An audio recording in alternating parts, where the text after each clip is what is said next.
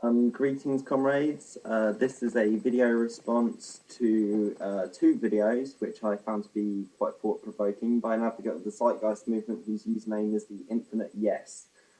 Firstly, I like these videos, I found them very interesting, and secondly, I consider myself to be critically supportive of the Zeitgeist movement and what they're trying to achieve.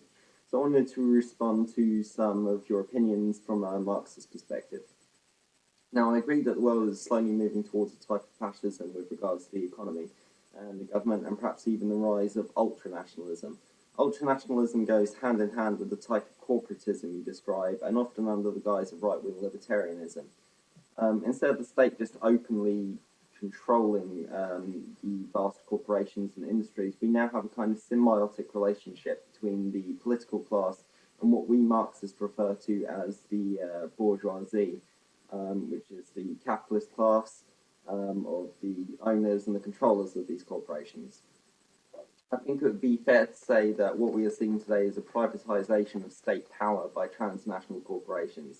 Now, in today's globalized capitalist class society, in each nation we have a presence of a transnational bourgeoisie and a national bourgeoisie, i.e. transnational and national corporations, for example. As the world's state power in individual nations begins to become dominated by the transnational bourgeoisie, there is a reaction against it led by the national bourgeoisie, whose stranglehold on the state and therefore society is under threat from the transnational businesses. It's a bit like a hyena who's got a dead cow and is trying to stop a lion from stealing it, essentially. And their form of defense used by the national bourgeoisie is ultranationalism, spread through their media companies and political parties they set up and support. And so this is where ultranationalism comes from, and ultimately where your EDLs and your Anders Breiviks come from. They're the armies of one section of the bourgeois class against another over the battlefield of human society. Now, I agree with all your core ideas of neo-fascism that you list, except where you say Christian identity. It's not that you're wrong. In America and Western Europe, it is a Christian identity. In the Islamic Republic of Iran, it's Islamic identity. In the People's Republic of China, it's a Chinese identity, and so on and so forth. Each state uses its own indigenous identity as a means of control in the way that you describe. I think it's especially important what you said about how people tend to ignore what's going on. There's a definite lack of consciousness amongst the people. I believe that there are a variety of causes, poor education, this brainwashing, mind-melting commercialization we're bombarded with every day. People have to work constantly, look after children, worry, they're exhausted. So it's not surprising that the working class is so unaware of its predicament. I think perhaps that the powers have kind of realized that when you slave drive the workers to the point that life becomes intolerable, they will rebel, as happened with all the workers' revolutions in the past century. But now we have a lifestyle in the West where the majority of people are pushed to the point where they're too tired and busy surviving to properly fight back, but not to the point where they have to fight back in order to survive. However, with the recent economic crisis knocking that dynamic off balance, we are starting to see those long-awaited spring buds we call resistance against the capitalists. I love your whole analogy about bigger cages, longer chains. That's a great slogan. I love that whole bit. It's genius. You later talk of doing what we need to do around them and letting what they do crumble. And this is a very time-tested tactic. We usually call it a system of dual power, or as the anarchists call it, building a new world in the shell of the old. And it's essential, I think, in any revolutionary process, because it teaches the working people through experience how to stand on their own 2 feet, how to resist, how to work, and how to build by themselves and for themselves.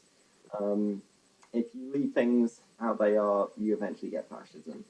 But if you try and build a new world for the people, for them, without their participation, without them doing it themselves, you get Stalinism. In order to avoid these two evils, people must learn to build, maintain, and most importantly, by themselves and for themselves, a whole revolution. and the new society that'll follow it. You can't just lead people around like sheep with the party in the front saying, "Follow me, comrades, this is the way to freedom."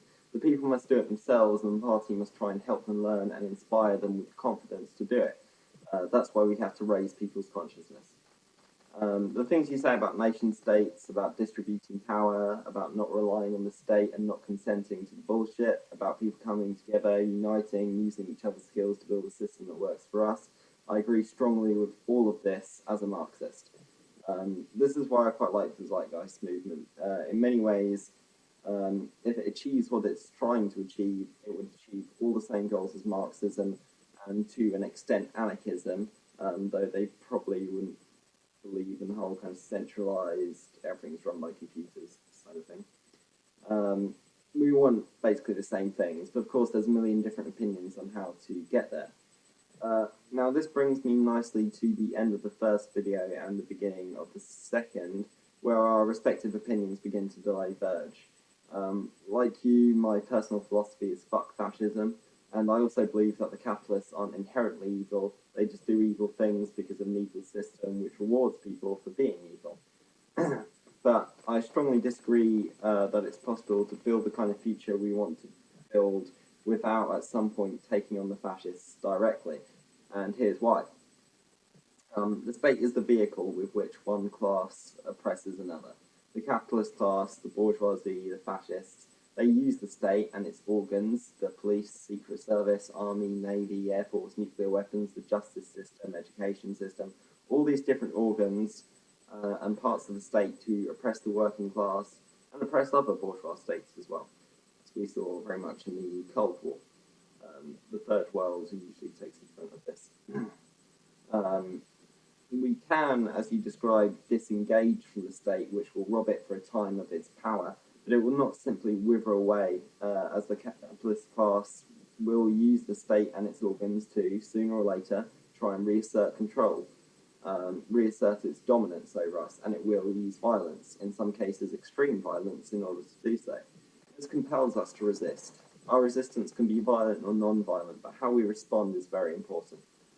We recognise that in order to build the kind of world we need, we must overthrow the ruling class, and by implication, the organs of the state which protect capitalism, which protect private control of the means of production, and which maintain social relations between people and classes as we know them now.